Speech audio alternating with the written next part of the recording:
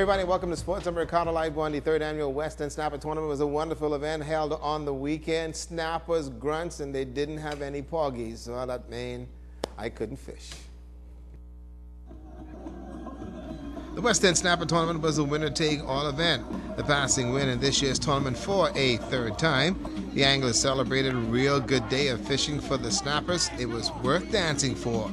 The lady anglers had a ball on the boat, and they had the stories.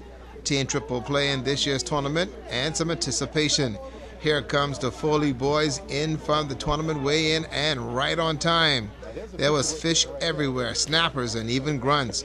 Rosny Cooper and his team held their own and talking smack. I found the drops and my team brought in the fishes. And I may add that the requirements for the boat is 4 persons. We took 3, but Miss Martin made up for the other one. We had a wonderful time. Usually we have a good time when we go fishing, and the fishing was good. The weather cooperated. It was a little choppy going out, but we had a good time in the end. The low tide after 3 p.m. forced many of the anglers to anchor their boats and bring in their catch. This one was too close to call, and the anglers kind of worried. Tommy Rolls said the Foley boys stood pretty good and a good chance. I think we did very good today. It's going to be a little interesting. I think we might have won the biggest fish and most pounds. I want to win the most snappers. That's what I'm gunning for. Fernie Grant fished on the passing wind and enjoyed herself, and the sports minister loves a good fish story. Dwight Knowles said it was touch and go for his team. The weather was a factor in it all, and we had a little bit of rain. And the fish just weren't biting. I think it was due to full moon. Yeah, we had little issues with the fish. But all in all, it was a good day. You're in this tournament again. Why for you, man? It's a fun tournament.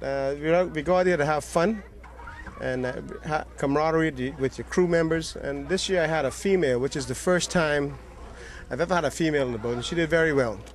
The snappers and the grunts were biting on Saturday, and the anglers were ready. The Honorable Daniel Johnson, Minister of Youth, Sports and Culture, receiving a gift from the committee. The jacks were huge. You guys want a piece? Minister Johnson loves the fish, and the Western Snapper Tournament was a good one. Well, I got to tell you folks that the third annual tournament, and it was a huge success. The tournament festival was held under the theme celebrating the fishing legacy of a community of some 40 years. Well, I would tell you, lots and lots of snappers were caught and also delighted the Minister of Youth, Sports and Culture, Daniel Johnson. The most snappers, also the largest fish in the overall poundage was the categories. The West End is the snapper capital of the Bahamas, and after this weekend, the title it still has.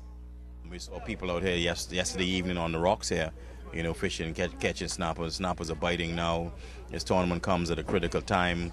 It's a big weekend in Grand Bahama. You got National Baseball Championship, National Track and Field Championships, and the Snapper Championships.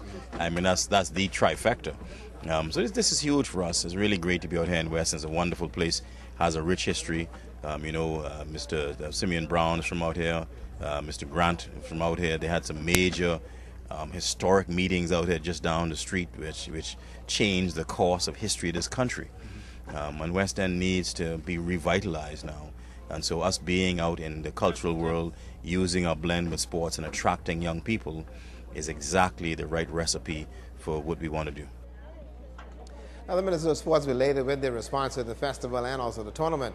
He pointed out that Grand Bahama, on a whole, won real big this weekend.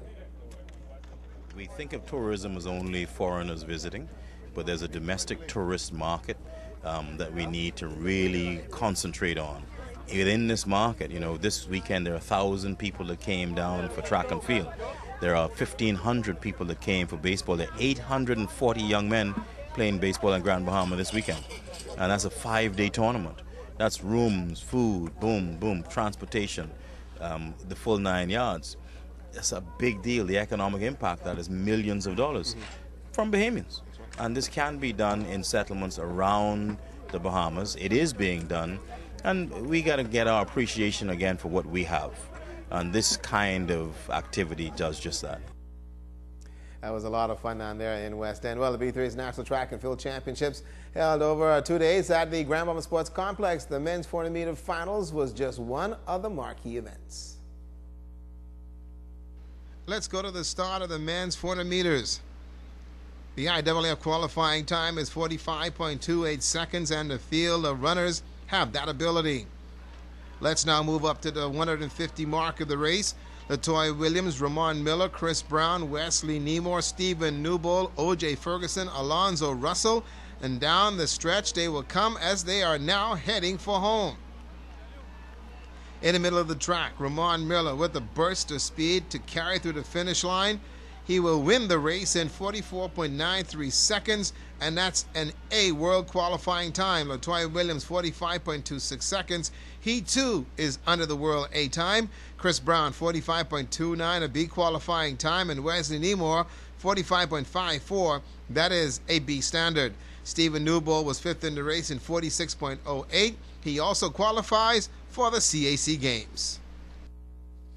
We'll give you more highlights of track and field tomorrow. Well, the Police Staff Association Jamboree was dubbed a huge success, folks. The St. George's Gym was the venue for the All-Star Clash, and what a night it was. Entertainment as well, as they had the dancers in the gym, and the folks love it. The three-point competition was won by Drexel Russell.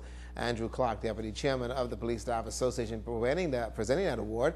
In the Junior Police All-Star game, they defeated the Customs Cable and Bahamas Rand group 70-47, and they also had a pretty good one there as well. The most valuable player in this one, well, as you do know, that goes to my good friend over there. The police as well had a good one, and as you see, Corey Damianos as well. Now, this is where the Dudley's crew and the senior police team also took center court in the game that went down to the wire. The Dudley's crew, they defeated the senior police officers 38-37, and the MVP award went to Dudley Sade. Now, there was no award for Emmerich Seymour. He didn't get anything in the All-Star Classic. The only thing he got was a tube of Bengay to take care of the muscles that he never used on a regular basis. That's the chief of police. That's it for sports.